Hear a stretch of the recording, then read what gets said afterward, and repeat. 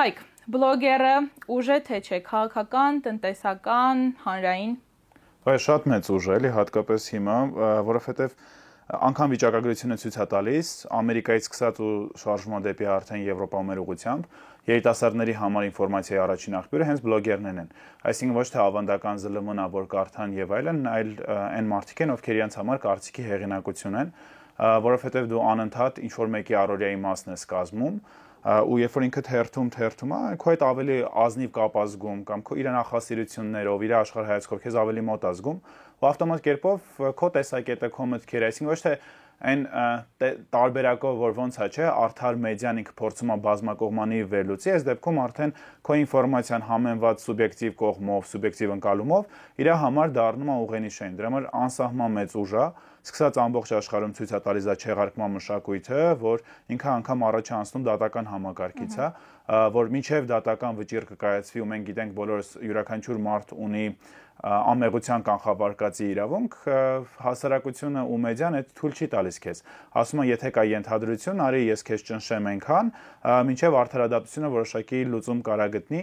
Այդ եւ լավ է եւ վատ է,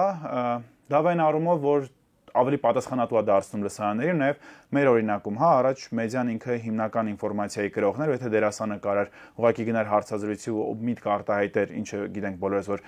երեխային ծեծել այդ բնական երևույթ է, մեկ էլ հայտնվում է սոցմեդիան, որը քեզ չեղարկում է որպես դերասան, այսինքն ցույց է տալիս, որ չէ, գիտես կա նաև կարծիքի մի հատ ուրիշ թեւ, որը ինքը շատ ուժեղ սփռվել է, ոչ թե մի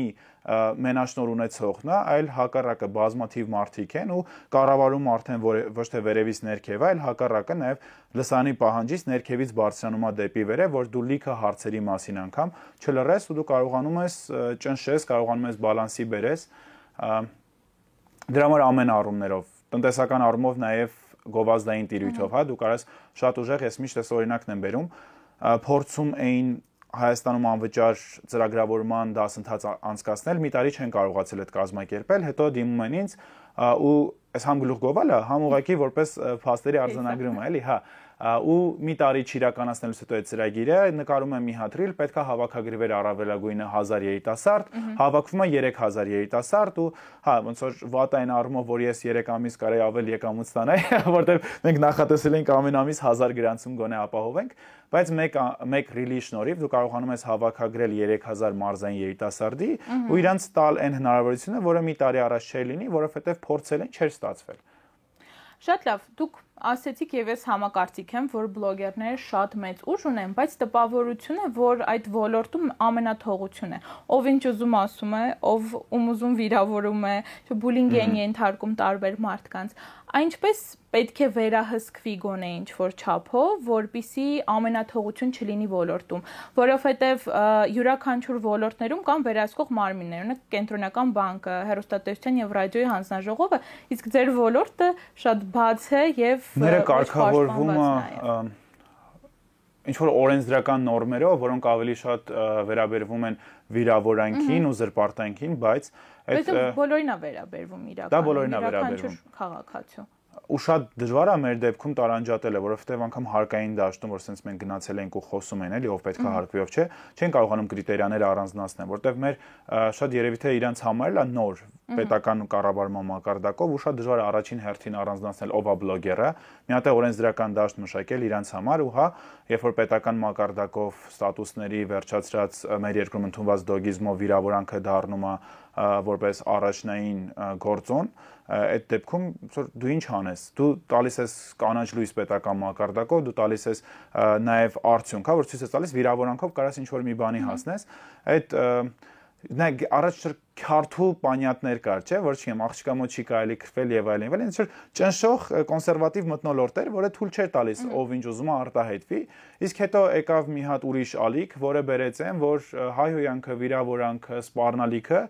շատ լուրջ կառավարման մեխանիզմ կարա լինի, արժեզրկում կարա լինի մարդու հեղինակության, կարա ոչնչացնի իրան շատ արագ ու Ձեռով sense ծանրակշիռ մի հատ կողմ, որի հետ սկսում են մարդիկ հաշվի առնել, որ ինչ որ մի բան չանեմ, հանկարծ ինձ չվիրավորեն, ունեն է նաև բլոգերի ոլորտում, անգամ մարդիկ ովքեր նոր են ուզում սկսեն, մեկ այդ կողմը կա վախի, ես այնքան նոր սկսնակ բլոգերներ են, որ չգիտեմ, այս մարդը հանկարծ ինչ չարադառնա եւ այլն, ու սկսեց sense անվերահսկելի վիրավորանքի ագրեսիայի մեծ ալիք, որի դեմ որևէ իրավական նախադեպ չկա։ Ես միշտ ասում գոնե եթե մենք ունենայինք մի հատ նախադեպ, որ օրինակ ինձ վիրավորել են, ես դատի եմ տվել, մարդը ֆինանսական փոխհատուցում է տվել, հասկանանք որ գրպանին է կպնում այդ հանրայնացնես, այդ շատ լավ կլիներ, բայց մենք չունենք տենց кейս։ Օրինակ մի քանի տարի առաջ, երբ որ տաբուացված էր բլոգինգով զբաղվելը, ավելի չակերտավոր առաջադեմ երիտասարդներն էին, ովքեր ընդօրինակում էին ու փորձում են կարծրատիպեր կոտրել, հա, ցույց տալով ինչ որ մի հատ կենսակերպ, ուրիշ ձև եւ այլն, այսինքն անում էր այն հասարակության ուրիշ շերտը, որը քիչ տոկոսային զանգված է կազմում։ Երբ որ մաքրվեց ոլորտ այդ տաբուներից, այլևս չգիտեմ, ինչ որ մեկի համար որ ասել իմ հարցը բլոգեր է, ամոթ չի հնչում, ոլորտում հայտնվում են լիքը մարդիկ, որոնց կոնտենտ ու բովանդակությունը առանց պիտակավորելու, էլի, ոնց որ անդադ վերարտադրի նույնն է, ինչ որ ոչ մի բանի մասին մի հատ բովանդակություն, որը լիքը մարդ անգլերեն լավ բառ կա relate հա լինում, հա, ապրումակցում է ու ավտոմատ կերպով եթե նայեք, ես օրինակ 8 տարի զբաղվում եմ բլոգինգով, 100,000 հետևորդ անգամ Instagram չի ասել, բայց այդ մարդիկ, որոնց աուդիտորիան ավելի մեծ է, որը մեր հասարակության ավելի մեծ շերտն է կազմում, իրենք շատ ավելի արագ են գեներացնում աուդիտորիա, որովհետև իրանց այդ ապրումակցող մասան, որ հասկանա իրանց կենսակերպն էլ է, ասենց իրենք էլ լավ չեն ապրում եւ այլն։ Նույն ես մի հատ օրինակ եմ բերում, որ COVID-ի ժամանակ իմ ընտանիքը ավելի սիրված էր, որովհետև մենք ցույց ենք տալիս վատ պայմաններ։ Չէ, մեր տունը վատն էր, երբ որ դու սկսում ես հաջողության գնալ ինչ-որ առումով եւ ֆինանսական եւ անձնային աճի, մարդիկ այնքան ավելի շատ քեզանից օտարվում են։ Դրա համար հիմա ես որ ասում են այո, խնդիր կա, որովհետև խնդիր կա ընդհանուր մեր հասարակությունում։ Այդ մարդիկ, ովքեր հավաքում են իրենց բաբլները, ամեն մեկը դա մեր հասարակության բազմաշերտությունը ցույց տալն է։ Մյուս կողմից այո, նաեւ մարդիկ հասկանում են, որ շատ մեծ գումարներ կա, որովհետև պահանջը ամբողջ շուկայից դեպի մեդիա դաշտից, ավանդական TV-ներից շատ մեծ գումար տեղափոխվում է ու տարվա կտրվածքով էլի թվեր չեմ հիշում, բայց ինքը 30%-ով աճ է գրանցվում ինֆլուենսեր մարքեթինգում գումարները։ Ու երբ որ նաև գովազդատուին տեսնում է, որ արդեն ստե ոչ թե անձն է այդքան կարևոր, այլ իր ներգրավվածությունը, այս մարդուն ավելի շատ են լայքում, այս մարդուն ավելի շատ են նայում։ Ես խի ինչ որ ձև իմ նախապատվությունը տամ այս բլոգերին, որը միգուցե օրինակ ավելի սոցիալական պատասխանատվություն ունի, այլ արժե համակարգ ունի, բայց այն է, իմը հասարակ չոր մասսայական սպառման պրոդուկտ է, կարամ տամ այս մարդուն ու ինքը գովազդի ավելի մեծ լսարան տենա, իմ գովազդատուն ինձանից գոհ լինի կամ վաճառքները ավելի լավ լինեն։ Նաև այդ փողը շատ մեծ մոտիվացիա է դառնում, որ մարդիկ գնան ու ինչ որ սարսափի տեսքով, հա, որ չգիտեմ, հյուսային փողոտայում կարան 10,000 դրամի համար, չգիտեմ, իրար ծեծեն, բանկա բարձրացնեն կամ չգիտեմ, երեխեքիրա ինչ որ բան շպրտեն, sense անհասկանալի մի հատ sense բան է, որը ավելի շատ իմ կարծիքով ոչ թե ոլորտի խնդիրն է, այլ հասարակության խնդիրն է, որը հենց ոլորտը վերհանում ու ցույց է տալիս, որ հա մենք ընդհանուր այս դրա մասին ենք ու այն առաջվա այդ բաբլը չի, այլ հիմա ավելի մեծ բաբլներ կան, որտեղ քո առաջադիմությունը անգամ կարա չողջունվի, այլ ճնշվի։ Կամ բլոգերներ, ովքեր զգում են այդ հսկայական սոցիալական պատասխանատվությունը, հասկանում են, որ հազարավոր մարդիկ են իրենց հետևում, հատկապես օրինակ երեխաները։ Բայց կան նաև նրանք, իհարկե չենք ասի, որպեսզի չպիտակավորենք, ովքեր դա չեն հասկանում եւ այնպիսի կոնտենտ են գեներացնում, հրապարակում, որը մեղմ ասած ահավոր է։ Ուզում եմ հասկանալ ինչպես կարելի է սա կառավարել։ Երբ որ մենք խոսում ենք օրինակ վերահսկողությունից, շատերը խոսում են իր մասին, որ խոսքի ազատությանն է կպնում, չի կարելի եւ այլն, բայց մյուս կողմից այդ սարսափելի աղբը, որը անդադ գեներացում է, լուրջ ազդեցություն ունի մեր հասարակության վրա։ Որովհետև հենց խոսքի ազատության կամ դրսևորման ազատության մասին էլի, եթե մարդը այդ է ուզում ստեղծի կամ այդ իր համար նորմա է, ինչ անես։ Այսինքն այդ բոլոր իրավական տիրույթում է տարածվում է, որևէ բան չի խախտում, բայց ոնց որ յուրաքանչյուրս մեր մտքում մեկ այդ հիերարխիան ունենք, հա, չգուզ որն է լավ ֆիլմ, որն է արվեստի գործ, որը չէ, եւ այսինքն այդ կրիտերիաները մեր ուղեղում կա, բայց այդ կրիտերիաները իրավական հարցություն չես կարա տեղափոխես, էլի չգիտեմ։ Օրինակ կան երկրներ, որտեղ բլոգերների գործունեությունը խիստ վերահսկվում է պետության կողմից։ Հայաստանում մենք գիտենք, որ նման համակարգ չկա։ Այն չէ կարծում, արդյոք մեր երկրում նույնպես պետք է ինչ-որ առումով լինի վերահսկողություն բլոգերների կատարած աշխատանքի հետ կապված եւ ընդհանրապես ձեր ընկեր բլոգերների հետ այդ թեմայով խոսել եք։ Բնականաբար խոսել ենք, բայց այստեղ հարցը նաեւ ինչն են վերահսկելու, որ փուլից են սկսելու վերահսկել, որովհետև նույն ձև 100 հոգին էլ կարա իր շրջապատում լինի բլոգեր, 100,000-ն է կարա լինի, ոնց են նախապատվություն տալ։ Նույն այդ տարբերակով պետական եկամուտների պետեկամուտների կոմիտեն փորձեց մեզ վերահսկողություն սահմանի հարկային համակարգով, հասկացա, որ եթե ամեն ինչ գնա օրինակ դատական լուծումների, իհարկե ամեն ինչը չի հասնում դրան, այլ բարձաբանման տիրույթում է, չգիտեմ, այս մարդուն թեգես արե, գովազդա, գովազ չի, սենց եւ այլն, իրանց մոտ երբ որ բարձրացնում ես նույն ձև հարցեր, եթե օրինակ ես սրճարան թեգ անեմ Բարսելոնայում դա գովազդ չի լինի, եթե ստեղ անեմ գովազդ կլինի, ոնց որ որն է տարբերությունը, իրենք չեն կարող, որտեղ այդ կրիտերիաները մտածել այնքան իսկ բավականին բարդ է մեր դեպքում ու մենք անվերահսկելի շատ ենք։ Եթե TV-ի դեպքում կա լիցենզիայի տրամադրում, կա վերահսկողություն եւ այլն, TV-ն դրա համար քիչ են, էլի։ Իսկ այս դեպքում ամեն մի անձ ինքն է մեդիան ու որ փուլից պիտի սկսես վերահսկել, ինչը պետք է վերահսկես, ոնց պիտի վերահսկես, որ այդ չհատի խոսքի ազատության շեմը, դրա համար չեմ ուսումնասիրել, չգիտեմ, շատ լավ կլինի, բայց այդ լավ լինելը մեկը տարածվում է մեր սուբյեկտիվ ընկալման տիրույթում։ Ես չէի ուզենա գեներացվեր անդադ կոնտենտ, որը իմ ընկալմամբ ցածրորակ է, որը ինչ որ տեղ չի տանում, բայց այդ ոնց որ դեմոկրատիայի մյուս կողմն է, էլի, հիմա ինչ անես, մարդը տենց է իրան դրսևորում։ Հայաստանում եթե առաջ ժամանակ որ արտահայտեն կարող է ճնշեին, հիմա հավաքվում են ռասիստ մարդիկ օրինակ, չգիտեմ, կնատիացա, հավաքվում են կնատիաց մարդիկ ու նորմալիզացնում են իր մտքերը, այսինքն այդ տեսակետով էլ ես նախադեպ չգիտեմ, բայց դրա մասով մեկը էլի գեներացվում են բաբլներ, որի հետ չգիտես ինչ անես, էլի բնական որ ես իմ ընկերոջ հետ միշտ եմ ասում, եթե մենք Եվրոպայում այս թեմաներով խոսենք, մարդիկ ասեն ինչ ես խոսում, էլի ոնց որ այդ նորմա է, որ չպետք է լինել ռասիստ, խտրական եւ այլն, մեր մոտ տենց ինչ որ բան ես անում, հենց ծափերի ես էլի արժանանում։ Լավ կոնտենտը ավելի քիչ դիտումներ ունի, քան ցածրորակ։ Օրինակ, վերջերս դուք հրապարակում եք արել ֆինանսական, չէ, ոնց էր կոչվում, ձեր հաղորդում կհիշեցնեք հաղորդման վիդեոյի անունը ավելի։ Հա, չեմ աշխատելու 30 տարեկանից։ Այո, որտեղ որ խոսում եք թե ինչպես անել, որպեսզի 35-ից հետո չաշխատել, ավելի լավ ապրել եւ այլն, շատ կարեւոր թեմա է, բայց շատ քիչ դիտումներով, բայց միևնույն ժամանակ, երբ որ ինչ-որ կատակ, չգիտեմ, վիդեո է, որտեղ հումորային մաս կա, այդ վիդեոները շատ ավելի մեծ դիտումներ են ստանում, շերեր են ստանում, այս առումով ինչպես անել, պետք է, չգիտեմ, հասարակությանը կրթել, թե ոնց պետք է սկսել աշխատանքները։ Շատ լավ հարց է այն առումով, որ քո դեմ աշխատում է նաև ալգորիթմը ու քո պայմանագրերը։ Եթե դու իրան դիտարկում ես որպես աշխատանք ու ֆինանսական աղբյուր, Instagram-ի համար անթույլատրելի է 2-3 շարունակական վիդեո, որոնի ցածր դիտումներ։ Ավտոմատ կերպով ինքը քեզ լսանի համար ճանաչում է որպես այլևս անհետաքրքիր, չի ցույց տալիս, իսկ քո եկամուտը ուղիղ համեմատական է քո դիտումներին։ Որքան ես անգամ ին վրա նկատում, եթե շարունակաբար ռիլերը բարձր դիտումներ ունեն, ես այնքան ունեմ ավելի բարձր պահանջարկ գովազդի տեսանկյունից, հա, ու այդ իմ ուղեղում մեկ այդ հակակշիռը կա, ես իրոք ուզում եմ լավ բան անեմ, ու վերջերս էլ ես 3 հատ արխիվացված վիդեո ունեի, որովհետև չաշխատեց այն ծավալով, որը ես կուզենայի աշխատեի, ուստեղ խնդիրը նաև այն է, որ այո, հումորը հեշտ մարսվող կոնտենտը շատ ավելի հեշտ է աուդիտորիա գեներացնում, ու դրա շուրջ նաև ավելի հեշտ են գովազդատուներ գալիս եւ այլն։ Նաև այն եզակի պահով, որ միշտ հպարտանում եմ, ես ունեմ սոցիալական շատ մեծ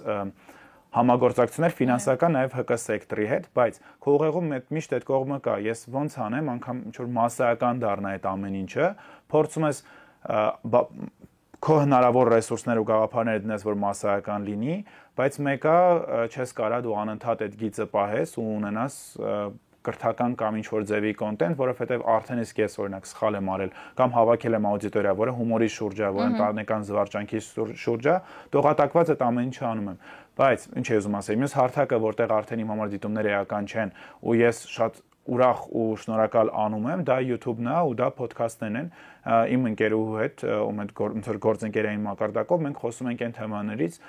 որը մեզ ոնց որ հուզում է, որը մեզ հետաքրքիր է, փորձագետների հետ, ինքներս մեզ հետ փորձում ենք հանրայնացնենք այն ինչ որ Instagram-ի 1 րոպեն կամ 3 րոպեն չի թույլ տա առավելագույնս անելու։ Իսկ տեսնում եք այդ ռուսեն պարկա ադդաչը մարդկանց կողմից այդ հետ պատասխանը, չգիտեմ, շնորհակալությունը, որտեղ ես տեսնում եմ, որ կա տարբեր ձեր YouTube, Instagram-յան օրինակ ռիլերի տակ, որոնք որ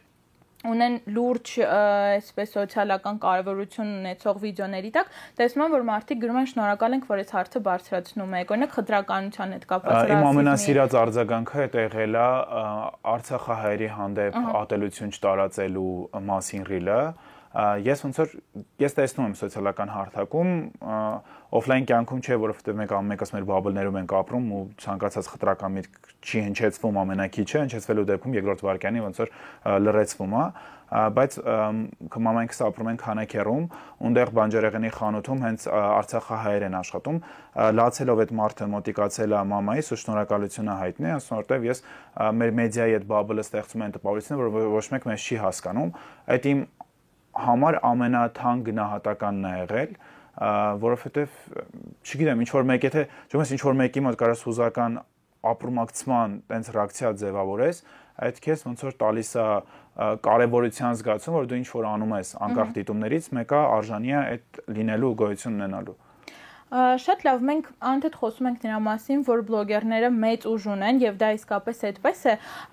եւ բլոգերները կարողանում են հասարակության լուրջ խնդիրները բարձրացնել եւ լուծել։ Բայց ինչպես անել, որպեսզի նաև գործիք չդառնաս, չգիտեմ, տարբեր կազմակերպությունների։ Սա մի հատ էլ իմ սիրած թեմաներից են, պատկերացրեք մարդը, ով անընդհատ օրինակ վաստակում է 80,000 դրամ ամսական կամ 200,000 դրամ, մեկ է հայտնվում է մի հատեղ, որտեղ իր եկամուտները կրկնակի եռակի բարձր են, չունի ֆինանսական որոշակի գրագիտություն, ինչ անի դրա հետ, ոնց անի, մեկ էլ առաջարկներ են հնչում, որոնք շատ ավելի մեծ գումարների մասին է խոսքը, էլի, ու եթե օրինակ ինձ իմ բեքգրաունդը հայերեն չգիտեմ ոնց է կոչվում, այդ այնքան օգնել է, որովհետև ես մեծացել եմ 10 տարի կամավորություն անելով Քանաքեռ Զեյթունում, ես աշխատել եմ սոցիալապես անապահով խմբի երեխաների հետ, ես Հայաստանի բոլոր մարզերում եղել եմ, ես այնքան վերապատրաստումներ եմ անցել, ես անսահման սիրում եմ լրագրողների գործը, ես հետմեդիա գործը անում եմ, ես մեդիա նախաձեռնությունների կենտրոնում եմ վերապատրաստում, այսինքն ես ունեմ sense չես կարող անդադ մարդկանց աչքը մտցնես, էլի, ոնց որ դու ինչի շնորհիվ ինչ ես դարձել, բայց այդ այնքան է օգնել, որ դու ավելի ծանր վերաբերվես քո պատասխանատվությանն ու քո արժեքին, բայց պատկերացրեք մեկ է ինչ որ մեկը ով չի պատկերացրել տենց եկամուտների մասին ու իրան անենց թվերի մասին կարան նենց քաղաքական առաջարկներ անեն, որ չկարողանան դիմակայել, հա։ Այսինքն ավելի շատ մարդկային գործոն է, հա, ոչ թե ինչ որ, չգիտեմ, պրոֆեսիոնալիզմ։ Առհասարակ հիմա էլի մարքեթինգի մեջ գնում է նրան, որ անգամ բրենդները ուզում են դեմք տեսնել, ուզում են անձնավորում տեսնել, որովհետև վստահության ամենամեծ գործոնն է, էլի, որ ոչ թե կանգնած է ինչ-որ լրագրող եւ այլն, մի հատ շատ թույն տղա կա TikTok-ում, News Guy, չգիտեմ տեսնում եք թե չէ, այդ տղեն ավելի մեծ ազդեցություն հաստատ ունի, քան լիքը լրատվականներ գումարային, ամեն տեսանյութ ունի առնվազն 1 միլիոն հավանում, ու ինքը ուղղակի sense կանգնած իր էմոցիոնալ ֆոնով պատմում է, վերևում ինչ կատարվում է, ցույց է տալիս էկրանը կիսած, որովհետև մարդիկ այլևս ուզում են տեսնել մարդկանց այս վիճակները եւ անգամ այս վիճակի մեջ դու պետքա բնավորություն ունենաս։ Էլի գալով նրան, որ ոնց որ ցանկացած արդյունք, ոնց որ մենք հայերը շատ սովոր ենք վազելուն, էլի, ոնց է Հայաստանում քեզ խաղադրույքներ անել sense բարձր մակարդակի, որովհետև իրանք թվում է մի հատ արեցին, հարստացան։ Նույնն մեր ոլորտում է, էլի, որ մարդիկ շատ կարճաժամկետ են մտածում, իսկ առհասարակ կարճաժամկետ հայտնվող մարդիկ շատ կարճաժամկետ էլ անհետանում են, որովհետև իրանց ստեղծած տրենդը կարա մի քանի օր հետո ակտուալ չլինի, դրա համար ոնց որ ցանկալի է այն, որ մարդը փորձի տեսնի երկարաժամկետում ինչ կարա անի, ոնց կարա ինքը որպես անձ միշտ հետաքրքիր մնա, միշտ աշխատի իր վրա, որովհետև աուդիտորիան այդ նկատում է։ Դու եթե ուզում ես 8 տարի զբաղվում եմ, էլի, անդադ պետք է ինքդ քո աճը գրանցես, որ հետո այդ աուդիտորիան նախ քեզանից չհոգնի, դու էլ ինքդ քեզանից չհոգնես նույն մտքերը վերարտադրելու մասով, ու այդ գումարները, որոնք կան, միշտ լինելու են ու աճելու են, բայց եթե դու ուզում ես, որ այդ ամեն ինչը լինի քո համար կայունություն, դու չպետք է վազես ոնց որ միանգամից ես ամեն ինչը ինձ արագ պայմանագրեր եւ այլն, այլ դու փորձես շատ դանդաղ կառուցես այդ, որ քո եկամուտներն նույնձև կայուն քո համար լինի ու մյուս կողմից գիտակցես, որ օքեյ, դու ինչ որ մի բան անում ես, այդ աուդիտորիան աչքի առաջ ունենաս, որ շատ մեծ մարդիկ են, էլի, որտեղ ես մեկ-մեկ գնում եմ համերգի, նայում եմ 20,000 հոգի է ներկա, ասում Աստված իմ ստորին ավելի շատ մարդ է նայում, էլի, անընդհատ այսքան մարդ նայում է ու ես ուզեմ չուզեմ պետք է ունենամ սոցիալական պատասխանատվություն։ Ես պետք է այս մարդկանց համար նաև ինչ որ մի բան ավել անեմ, որը ուղղակի գովազն է, որը ուղղակի զվարճանքն է, չէ, զվարճանք շատ լավ բան է, բայց նաև դրանից մի կողմ պետք է փորձեմ ինչ որ գոնե օգուտ արդյունքային մի փոքր օգուտ տամ ու դրանից հետո իմ կապը ավելի է սրվելու իմ աուդիտորիայի հետ։ Եթե մարդը նույնիսկ որ սրտացավ է ամբողջ հանրության համար, անկախ նրանից այդ հանրության մեծ մասը կարա քեզ չսիրի կամ քո մտքերի համար է, ես հիմա ոչ միանշանակ տղու կերպար եմ։ Ինձ լիքը պահպանողական արժեքներով մարդ չի սիրում։ Հայհոյում է, իմ մասին այնքան վիդեոներ կան, որ ուղղակի վերցնում են ու ոնց որ հայհոյանքներ է պատտվում, էլի այդ մասով, բայց մեկ է, երբ որ դու հասկանում ես, որ ընդհանուր հանրագումարի արդյունքում դու կենտրոնում ես դրականի վրա ու դու գիտես, որ դու օգուտ ես բերում ու մեկը այդ միշտ լինելու է, այդ քեզ ավելի շատ է մոտիվացնում ու շատ է դրթում ինչ-որ մի բան ստեղծելու, ու այդ իր ադաչան շատ արագ տալիս է։ Նույն հասարակական կազմակերպությունների տեսքով, նույն այդ մարդկանց շնորհակալության տեսքով։ Շնորհակալ եմ շատ հետաքրքիր զրույցի համար։ Ձեզ էլ մերսի շատ։